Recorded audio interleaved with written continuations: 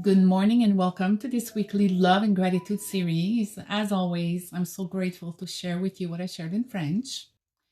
So, to introduce you this week's topic, let's start this episode a little bit differently. So, I am inviting you to take the time to align with the present moment.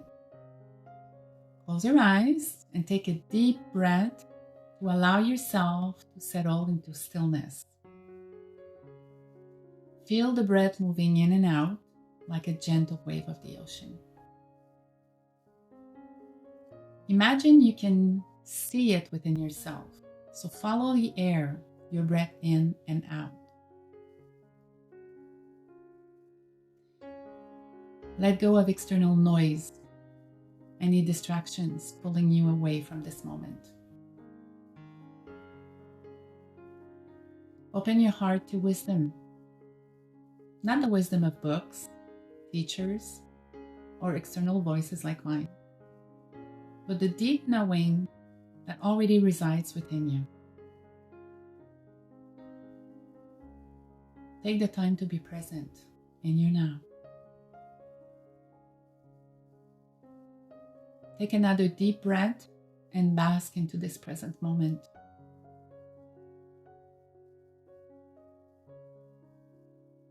And now you can breathe normally and open your eyes. So today we embark on a journey to reclaim our inner authority. So trusting your wisdom through stillness. First, let's talk about the illusion of external authority. Most of us were raised and are raised to believe that wisdom comes from outside of us. Teachers, parents, religious leaders, spiritual teachers, societal norms. From the time we are children, we are taught to ask others for guidance before trusting ourselves. Yes, some might have been told to trust themselves and listen to their logic or their heart, but they still were taught at the same time to seek wisdom from outside sources. Like, listen to the elders, follow the rules. Don't always trust what you believe and tell yourself. And so we grow up constantly looking outward, seeking approval, validation, permission. We measure our worth by how others see us, by whether our choices are aligned with what is judged acceptable. But what if I told you that real wisdom has never been outside of you? What if I told you that your deepest, most profound knowing has always been within, waiting, whispering, and guiding? And because we've been conditioned to doubt ourselves, to seek external validation, we don't recognize the inner voice as the ultimate authority. Instead, we listen to the noise of the world, the opinions of others, the shifting standards of society. This reminds me of a story I heard Wayne Dyer shared a decade ago. I will use this example because, yes, it was the perfect analogy, and he already said it, so I'm just going to repeat what he said. So there's this man looking for his key in the grass in front of his house under the streetlight. And he looks and looks and he cannot find them. So another man comes by and asks him, what are you doing? So the man tells him he lost his key and he cannot find them. So the other man offers to help him, and the two of them end up on their hands and knees in the grass looking for the keys. After a long time, the man who came to help him asked him, do you remember where you were when you lost them? And the man said, yes, I was in the living room in the house. The man looks at him and he says, what? You're telling me we're looking for your keys outside when you lost them in the house? And the man said to him, well, it was dark in the house and it seemed easier to come here and look for them under the streetlight. So yes, maybe Wayne Dyer told it a little differently. But this is what we do when we seek outside for something that can be found within ourselves. Let me ask you, how often do you second guess your own intuition because someone else disagrees? How often Do you hold back from making a decision until you run it by someone else's first? As far as I remember, when I desire something or when I must make a decision, I prefer not to have the opinions of anyone because I know they will give me their own preferences and they will also answer from their own ego based views.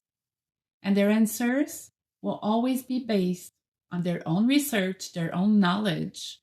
They're not in my head.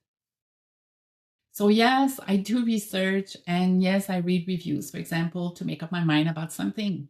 But once I gather the information, I listen within. Gathering information is not the same as following others' guidance. Of course, it feels good to have others' guidance once in a while, but make sure that their guidance is aligned with yourself and that you feel your inspiration, accepting or not, following it or not, but you follow your own inspiration within. How many times have you ignored your own knowing only to later regret not trusting yourself? We all experience that. This is what it means to be ruled by external authority. The truth is, we were never meant to live this way. We all have the same higher self GPS within ourselves. Wisdom through stillness is the path to inner knowing. Jesus said in the Gospel of Thomas, if you bring forth what is within you, what you bring forth will save you. If you do not bring forth what is within you, what you do not bring forth will destroy you. What does this mean in this context? Well, it means that the wisdom you seek is already within you. And if you ignore it, if you let the voices of the world drown it out, you will suffer because you will follow the ego-based mind and not your higher self guidance. So you will not suffer because you are being punished, but because you are betraying yourself. You're giving up on yourself, capital S, your inner self, higher self. The ego makes us believe that wisdom is something we must earn, something difficult to find, that only few can have the wisdom, true wisdom. Even in religion, it is a collective belief to believe that only spiritual leaders and spiritual teachers have true knowledge. It tells us we are not wise enough, that we must study more, seek more opinions, gather more knowledge.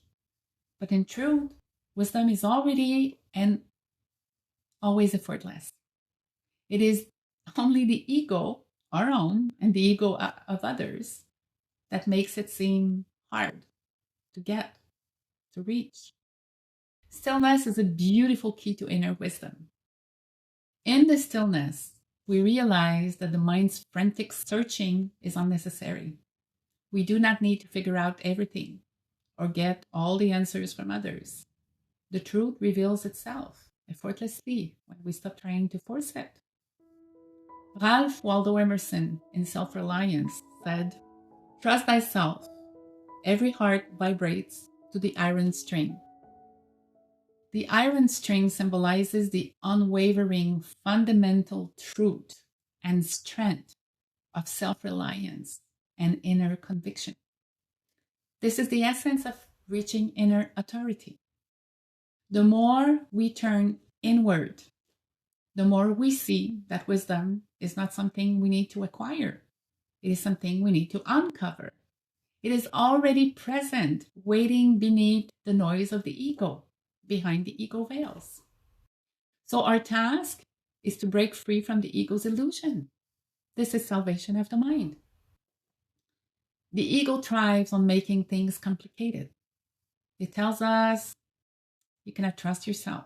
Not yet. You need more proof, more validation. It tells us, what if you're wrong? Maybe you should ask someone else. Or it tells us, other people know better than you. Search for someone who has experienced it, succeeded in this, and trust what they did. Trust their guidance, their strategies. But the strategies of others is not yours. Their experience is not exactly yours. Might be similar, but it's not yours. So, have you ever noticed how the ego's voice is always laced with doubt, fear, and hesitation? True inner wisdom feels clear, peaceful, and steady. When doubt or hesitation is felt, it means that the ego is still in control. The Course in Miracle reminds us, if you knew who walks beside you on the way that you have chosen, fear would be impossible. That who is your divine self, your higher wisdom, your true essence, higher consciousness, the divine mind. When you align with it, fear vanishes, doubt disappears. You no longer need external validation because you know you can trust yourself completely. You're not walking alone. But how do we break free from the ego's illusion? Well, by practicing the sacred pause, as I mentioned last week in the last episode. We need to step away from the ego-based thoughts so we can feel that we are not walking alone. Never. The next time you feel the urge to ask for someone else's opinion before trusting your own, try this before. Pause, breathe, feel the stillness first, and then ask yourself, if I were completely free of fear, what would I already know about my desire and choice? Listen, the answer is already within you. It's always there, always have been. And then if you want to ask, but trust yourself. What does living from inner authority mean? Well, when you reclaim your inner authority, life becomes effortless. Not because you will have less challenges, but because you will not dive ego way into them. You no longer feel the need to seek approval. Of course, a compliment always feels good, but you will not do anything seeking approval. It will never be the intention. You no longer let others dictate what is right for you. And we know today what is right one day or 1 minute is not even the next because everything is conditional. It has always been conditional. And you move through life with grace, clarity, and unwavering trust in your own wisdom.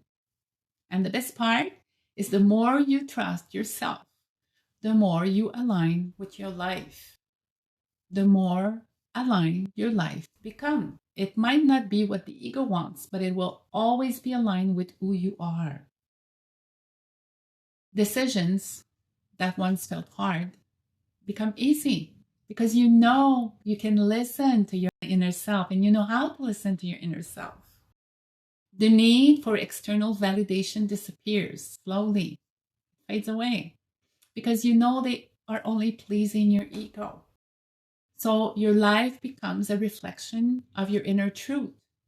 It always reflects who you are, but now you're conscious of it, and it reflects your inner truth, so not what other people expect of you. So I ask you, where in your life are you still seeking permission instead of trusting yourself? What decisions have you been postponing because you're afraid to rely on your own wisdom? We all do that. We become aware that we do it. How would your life change if you finally surrendered to the truth within you? Reclaiming inner authority is not about rebellion. It's about coming home to yourself. It's about realizing that the still small voice within, the voice of your higher self, sometimes not as loud as the ego's one, is the only voice that ever truly mattered. So let's take a moment of stillness to end this week's reflection. So I'm inviting you to close your eyes and place your hand on your heart and breathe deeply. Now ask yourself silently, what truth do I already know, but I've been afraid to trust? and listen.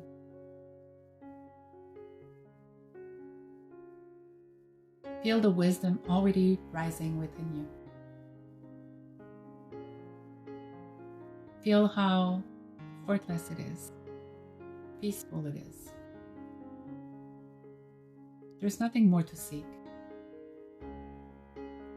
There's nothing more to prove. You are whole. You are wise. Already free. Take another deep breath and express your gratitude for this knowingness and this present moment.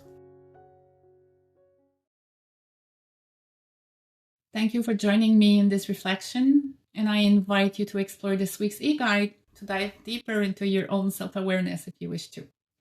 I hope you enjoy my Love and Gratitude series as much as I do. Thank you for sharing it. As I say, we never know who needs to hear this, so feel free to share it with your friends, family, and audience. And remember to breathe in, to let go of all your ego-based thoughts and vision, to see from your soul, and to love out. See you next week. If this reflection resonated with you and you feel called to deepen your practice, I invite you to explore the e-guides or spiritual mind treatments, especially designed to support your journey. You can also join the membership to access all these resources for free.